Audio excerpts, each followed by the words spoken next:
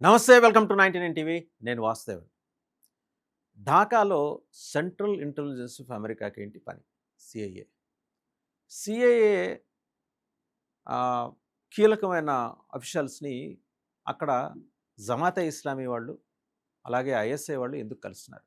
వీళ్ళతో పాటు లష్కర్ ఎ తోయిబా రిప్రజెంటేటివ్స్, జైష్ ఎ Mohammed representatives, Hizbul Mujahideen representatives కూడా ఎందుకొచ్చి ఆ మీటింగ్స్‌లో వరుసగా జరుగుతున్నాయి. మనం జాగ్రత్తగా ఒక సినారియోని గమనిస్తే గనక భారతదేశ ప్రధానమంత్రి నరేంద్ర మోదీ తోటి వెస్ట్ బెంగాల్ ముఖ్యమంత్రి ఆయన అధికారం చేపట్టిన తర్వాత తొలిసారి ముఖ్యమంత్రిగా వచ్చి దాదాపు 2.5 గంటల పాటు సమావేశమయ్యారు. అంతకుముందు ప్రధానమంత్రి 4.5 గంటల పాటు కేబినెట్ సదస్సులతోటి మాట్లాడారు.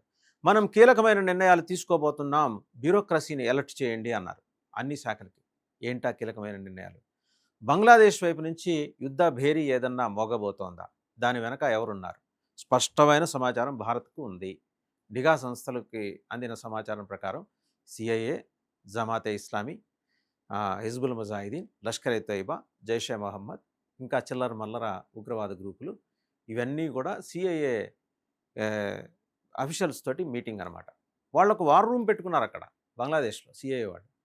ఎందుకు వాళ్ళకి కడుపులో కారప్పొడేసుకొని సిఐఏ అక్కడ తిరుగుతుంది బంగ్లాదేశ్లో అంటే, సిఐఏని నడిపించేది డీప్ స్టేట్.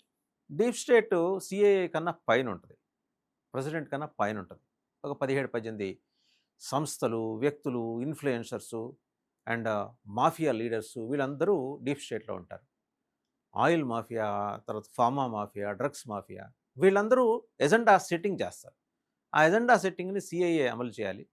ఆ అమలు చేసేదానికి మరి పొలిటికల్గా సపోర్ట్ కావాల్సింది ప్రెసిడెంట్ నుంచి. సో ఇదెక్కడో డొనాల్డ్ ట్రంప్ నిర్ణయం కాదు, డీప్ స్టేట్ నిర్ణయం. దాని ప్రకారం సిఏఏ నడుచుకుంటుంది. సిఏఏ టైం టేబుల్ ఇస్తుంది, జమాతేకి ఇస్తుంది, లష్కరేకి ఇస్తుంది, జైషే మహమ్మద్కి ఇస్తుంది. వాళ్ళకి నచ్చలా వెస్ట్ బెంగాల్లో బీజేపీ ప్రభుత్వం ఏర్పడటం. వాళ్ళకి నచ్చలేదు మమతా బెనర్జీ ఓడిపోవడం అనేది. ఇవాళ మార్కో రూబియో కోల్కతా వెళ్తున్నాడు. ఆయన చెప్పేది పైనకి కనపడే ఆ మాట ఏదో బ్రిక్స్ వాటి గురించి ఏదో మాట్లాడతారు, అది ఇది. వాళ్ళ oldest consulate in the world మరి కలకత్తాలో ఉంది. దాన్ని కూడా ఆయన విజిట్ చేస్తున్నాడు. అండ్ కలకత్తా ఒక్క చోటకి వెళ్తే అనుమానం వస్తుంది కదా, అందుకని ఇంకో 4-5 ఆగ్రా ఇవి కూడా పోతాట Marco Rubio, foreign secretary US. అయ్యా నీకు అంత కలకత్తా మీద అంత ప్రేమ ఎందుకు ఇవాళ పుట్టుకొచ్చింది? 15 ఏళ్ళ నుంచి ఎందుకు పుట్టురాట్లా? మీ డైరెక్షన్లో, మీ మీ డీప్ స్టేట్ డైరెక్షన్లో, మీ సిఏఏ డైరెక్షన్లో మమతా బెనర్జీ తూచా తప్పకుండా అన్నీ చేసుకుంటూ వచ్చి విదేశీ చొరబాటుదారులకి లాకులెత్తి మరీ బార్డర్ల దగ్గర వాళ్ళని సంవత్సరానికి 15-20 లక్షల మంది దాకా లోపలికి తోసి 15 ఏళ్లలో వాళ్ళ జనాభా పెంచింది కదా, చొరబాటుదారుల జనాభా పెంచింది కదా. కానీ మీ వ్యూహానికి తగ్గట్టు ఈరోజు అక్కడ వెస్ట్ బెంగాల్లో మమతా బెనర్జీ ప్రభుత్వం రాలేదు కదా. అణిచివేత, 15 సంవత్సరాల అణిచివేత, అంతకుముందు 30 సంవత్సరాల క్రూరమైన కమ్యూనిస్టు పాలన, వెరసి 50 ఏళ్ళు దగ్గర దగ్గర బెంగాల్లో డెవలప్మెంట్ అనేది లేదు. సూర్యుడు తొంగి చూడాల బెంగాల్ వంక, అభివృద్ధి సూర్యుడు తొంగి చూడాల. మీకు కావాల్సింది ఏంది? ఒక బార్డరింగ్ స్టేట్లో మాదక ద్రవ్యాల సరఫరా అండ్ గూండారాస్ ఇవన్నీ ఎంకరేజ్ చేస్తే ఒక అస్థిరత సృష్టించవచ్చు. బ్రిటిష్ వాడు వచ్చింది ఫస్ట్ కలకత్తా నుంచి ఈస్ట్ ఇండియా కంపెనీ పెట్టి, ఈవెన్ కొందరు ఫ్రెంచ్ వైపు నుంచి, అదే ఫ్రాన్స్ నుంచి, డచ్ నుంచి కూడా అక్కడే అదే కలకత్తానే వాళ్ళు తొలి రాజధానిగా గుర్తించారు. సో అలాంటి కలకత్తా జాతీయోద్యమానికి తొలి అడుగది. కలకత్తా వెస్ట్ బెంగాల్ ఈరోజు ఆలోచించేది మిగిలిన దేశం రేపు ఆలోచిస్తుందని వెనకటికి సేయింగ్ ఉండేది, పెద్దలు చెప్పారు. మహానుభావులు, ధీరోదాత్తులు, ఉద్దండులు అక్కడ పుట్టారు. రవీంద్రనాథ్ ఠాగూర్, రామకృష్ణ పరమహంస, స్వామి వివేకానంద, నేతాజీ సుభాష్ చంద్రబోస్, గొప్ప గొప్ప మేధావులు పుట్టారు. స్వాతంత్రకాంక్ష నరనరాన జీర్ణించుకున్న సుభాష్ చంద్రబోస్ తొలి ప్రధాని కాకుండా అడ్డుపడ్డ కాంగ్రెస్ మహానుభావుల్లో కూడా కొందరు అక్కడి నుంచే ఉన్నారు. సరే ఆ అంశం పక్కన పెడితే, ఈరోజు సిఐఏ ఎందుకు ఈ ఆపరేషన్ క్యారీ అవుట్ చేస్తుంది ఢాకాలో కూర్చొని? ఎందుకంటే వెస్ట్ బెంగాల్లో సుస్థిరమైన ప్రభుత్వం ఏర్పడితే డీప్ స్టేట్ అక్కడ అలజడి సృష్టించలేదు. సిఐఏకి ప్లాన్ బి ఉంటుంది కదా. అందుకని వాళ్ళకి అభిజిత్ దీప్కే అని ఒక ఆయన దొరికాడు. ఆయన మరి ఆమ్ ఆద్మీ పార్టీ ఒకప్పుడు డిజిటల్ మీడియా స్ట్రాటజిస్టు, వ్యూహకర్త అండ్ అరవింద్ కేజ్రీవాల్కి అత్యంత సన్నిహితుడు. ఆయన జర్నలిజం చేశాడు. తర్వాత ప్రస్తుతం యుఎస్లో మాస్టర్స్ డిగ్రీ చేస్తున్నాడు పిఆర్లో. అర్జెంటుగా కాక్రోచ్ జనతా పార్టీ ఆయన ఆధ్వర్యంలో అది ఎప్పుడో పుట్టుకొచ్చింది. ఒక సందర్భం కోసం ఎదురు చూశారు. సందర్భం నుంచి సంక్షోభం సృష్టించడం డీప్ స్టేట్కి బాగా తెలుసు. వెన్నతో పెట్టిన విద్య.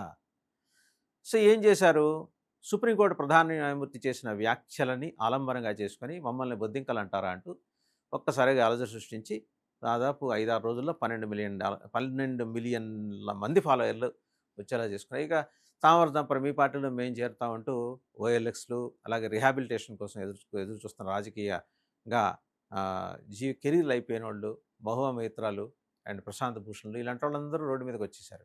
మేము మీ పార్టీలో వీళ్ళందరికీ మనకి వాల్యూ అడిషన్ ప్రకాష్ రాజ్ అని ఒక ఆయన ఉన్నాడు. 24/7 ఎంటర్టైన్మెంట్ ఇస్తాడు సౌత్ ఇండియాలో ఆయన. ఆ మాటకోసం దేశం మొత్తం మీద గొప్ప నటుడు. ఆయన నటనా చాతుర్యం గురించి మనం ఖచ్చితంగా అందరికన్నా ఎక్కువ మార్కులు ఆయనకి వేయాలి. కానీ రాజకీయంగా ఏంటంటే కడుపులో ఆయన కూడా ఏదో H2SO4 ట్యాంక్ పెట్టుకొని తిరుగుతుంటాడు, హిందువుల మీద ద్వేషం వెదజల్ల ట్యాంక్. ఎప్పుడు సందర్భం వస్తుంది ఆయన కూడా చేరాడు. బొద్దింక మామిడి పండు ఎలా తింటుంది అని చెప్పేసి నిన్నో మొన్న వీడియో రిలీజ్ చేశాడు. ఇదంతా ఏంటంటే డీప్ స్టేట్ స్కెచ్చే. వీళ్ళందరూ దానికోసం పనిచేసేవాళ్ళే. భారతదేశంలో ఉన్న కొందరు మీడియా మొఘల్స్, కొన్ని మీడియా సంస్థలు, కొందరు వ్యక్తులు, అతిపెద్ద జర్నలిస్ట్గా చలామణి అయ్యేవాళ్ళు, వీళ్ళందరూ కూడా డీప్ స్టేట్ కోసం భారతదేశానికి వ్యతిరేకంగా. అయిన దానికి కాని దానికి ఏంటంటే భారత ప్రభుత్వం మీద, మోదీ మీద విరుచుకు పడిపోవటం, వాంతి చేసుకోవటం. సరే, ఒక్కసారి 2 దేశాల్లో జరిగిన సంఘటనని పక్కన పెట్టి చూద్దాం. బంగ్లాదేశ్లో ఎందుకు 1 వీక్ 10 డేస్గా సిఏఏ ఆధ్వర్యంలో మీటింగ్స్ జరుగుతున్నాయి, దానికి ఈ ఉగ్రవాద గ్రూపుల నాయకులు ఎందుకు అటెండ్ అవుతున్నారు? ప్యారలల్గా ఇటు వచ్చి చూద్దాం. భారత్లో ఢిల్లీలో ఆయన 5 దేశాల పర్యటన పూర్తి చేసుకుని వచ్చిన మన ప్రధానమంత్రి నరేంద్ర మోడీ గారు చివరి దేశం ఇటలీ, అంతకుముందు నార్వే, స్వీడన్, UAE ఇంకా ఇంకో దేశం కూడా అటెండ్ వచ్చి $70 బిలియన్ ఒప్పందాలు చేసుకొని వచ్చారు. వచ్చి రాగానే 4.5 గంటల పాటు ఆయన మరి క్యాబినెట్ సభ్యులతో సమావేశమయ్యారు. బ్యూరోక్రసీని అలర్ట్ చేశారు, అప్రమత్తంగా ఉండండి. ఇంకా థర్డ్ యాంగిల్ చూద్దాం. సువేందు అధికారి వెస్ట్ బెంగాల్ ముఖ్యమంత్రి, ఆయన ప్రధానమంత్రిని కలిశారు. 2.5 గంటల పాటు మాట్లాడారు. దానికి అనుబంధంగా కనుక చూస్తే మనకి బంగ్లాదేశ్ సరిహద్దున ఉన్న రాష్ట్రాల్లో వెస్ట్ బెంగాల్, బీహార్, అస్సాంలో 3 లక్షల మంది సైన్యాన్ని మోహరించారు with weapons. Already 3 military commands ఉన్నాయి అక్కడ, ఏర్పాటు చేశారు ఇంతకుముందే. ఇప్పుడు వాటిని మరింత విస్తృతం చేస్తారు. దీనికి తోడు వెస్ట్ బెంగాల్ చీఫ్ మినిస్టర్ ఏం చెప్పారు, 7 జాతీయ రహదారులు ఉన్నాయి బీహార్ నుంచి ఒరిజినేట్ అయ్యేవి, అలాగే వెస్ట్ బెంగాల్ మీదుగా అప్ టు బంగ్లాదేశ్. ఆ 7 జాతీయ రహదారులు ఒక సాలెగూడు మాదిరి ఉంటాయి. బంగ్లాదేశ్ని కార్డన్ చేయొచ్చు వాటితో. ఈ బాధ్యతను తీసుకొచ్చి కేంద్ర ప్రభుత్వానికి అప్పచెప్పారు. ఎందుకు అప్పచెప్పారు? డెవలప్మెంట్ ఒక్కటే కాదు, ఇందులో నేషనల్ సెక్యూరిటీ యాంగిల్ అనే మాట వాడారండి. జాతీయ భద్రత. జాగ్రత్తగా గమనించండి పాయింట్స్. 3 లక్షల మంది సైన్యం, జాతీయ భద్రత నిమిత్తం 7 జాతీయ రహదారులని అప్పచెప్పటం, అండ్ BSFకి ల్యాండ్ ట్రాన్స్ఫర్ 15 కిలోమీటర్ల పరిధి. ఇంతకుముందు మమతా బెనర్జీ మరి డీప్ స్టేట్ చెప్పినట్టు వినాలి కదా. ఆవిడ బంగ్లాదేశ్ని నిర్మించాలంటే బహుశా ఆవిడ ఈసారి కూడా ఎన్నికై ఉంటే ఇంకో 5 ఏళ్ళ తర్వాత వెస్ట్ బెంగాల్ని పెరుక్కొని పోయి బంగ్లాదేశ్లో కలిపి మొత్తం బంగ్లాదేశ్కి ఆవిడ ప్రధానమంత్రి, రాష్ట్రపతి అయ్యేది. ఆవిడ ఆకాంక్ష. సరే, తప్పులేదు, కానీ ఆవిడ డీప్ స్టేట్ తోటి కలిసి పనిచేయటమే తప్పనే మాట అయితే బలంగా అనిపిస్తుంది. ఆవిడ దగ్గర ఉన్న ఆవిడ మేనల్లుడు కానీ, ఆ మేనల్లుడికి అనుబంధంగా పనిచేసే జహంగీర్ ఖాన్ కానీ, షేక్ షాజహాన్ ఇలాంటి వాళ్ళందరూ కూడా ఏం చేశారు, ఇన్నాళ్ళు ఇవే చేసుకుంటూ వచ్చారు. దందాలు, హ్యూమన్ ట్రాఫికింగ్, ఆడపిల్లల స్మగ్లింగ్, మహిళలని అక్రమంగా తీసుకెళ్ళి అక్కడ మత మార్పిళ్ళు చేసి అక్కడ పెళ్ళిళ్ళు చేసి పిల్లల్ని కని యంత్రాలుగా చేయటం, అండ్ అక్కడి నుంచి అక్కడ పుట్టుకొచ్చిన వాళ్ళందరినీ ఉగ్రవాదుల శిక్షణా కేంద్రాలకు తరలించడం. ఇంత పెద్ద నెట్వర్క్, సొరంగాలు అండ్ బంగారు మంచాలు తయారు చేసుకున్న TMC నాయకులు. ఇవాళ ఈ నెట్వర్క్ అంతా అదృశ్యం అయిపోయే పరిస్థితి వచ్చింది. ధ్వంసం చేసేస్తాడు లేకపోతే సువేందు అధికారి. ఇది డీప్ స్టేట్కి నచ్చల. ఏదో ఒకటి అల్జెట్ చేయాలి. ఏం చేయాలి? అందుకని ఢాకాలో కూర్చున్నారు. సరే, అంతా అయిందా? ఇంకోటి ఏంటి, అమెరికా నౌకలు ఏవో వస్తున్నాయట బంగ్లాదేశ్కి. ఎందుకు వస్తున్నాయి? ఏదో ఒక ఫేస్ ఆఫ్ లేకపోతే రావు కదా. బట్ ఈయన చెప్పేది ఏంటి, అమెరికా నౌకలు వచ్చేది చైనా నుంచి బంగ్లాదేశ్ని కాపాడటానికి వస్తాయట ఈయన చెప్పేది. మరి ఏ మోహం పెట్టుకుని ఇప్పుడు తారిక్ రహమాన్ చైనా వెళ్ళాడు? జీ జిన్పింగ్ దగ్గర అపాయింట్మెంట్ ఉంటుందా? లేదా ఫారిన్ అఫైర్స్ మినిస్టర్నా? తాట తీస్తాడు జీ జిన్పింగ్. ఇన్నాళ్ళు ఏంటి, బంగ్లాదేశ్ కానీ, శ్రీలంక కానీ, నేపాల్ కానీ చైనా ఆర్థిక గుత్తాధిపత్యం మీద నలిగిపోయి పిట్టల మాదిరి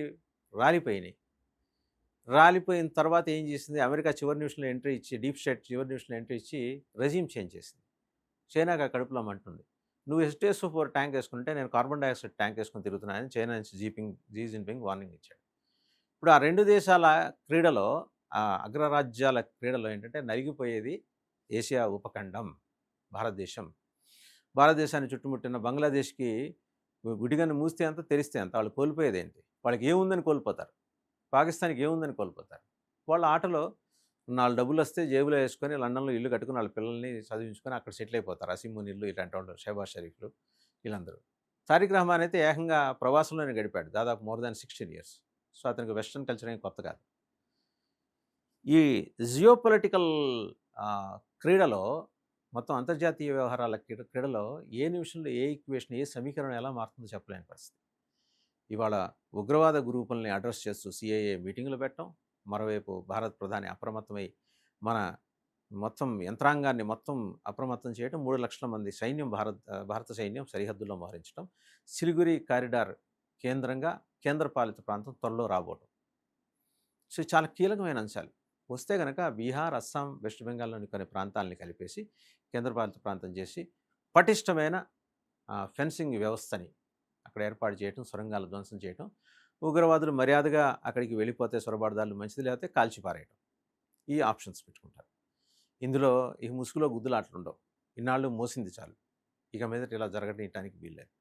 బట్ ఒక రాష్ట్రంలో ఎన్నికల మీద మార్కో రూబియోకి ఎన్నికల ఫలితాల మీద అంత ఆసక్తి ఉండి కలకత్తా వస్తున్నాడు అంటేనే మనం గమనించాలి. పేరుకి బ్రిక్సో లేకపోతే మరొకటో ఏదో రూపాయి, పెట్రోడాలరు వీటి మీద మాట్లాడటానికో అయి ఉండొచ్చు కాక, కానీ తెర వెనక జరిగేది ఇది. సో, భారత్ అప్రమత్తంగా ఉండాలి. అప్రమత్తమైంది. మరింత అప్రమత్తంగా ఉండాలి.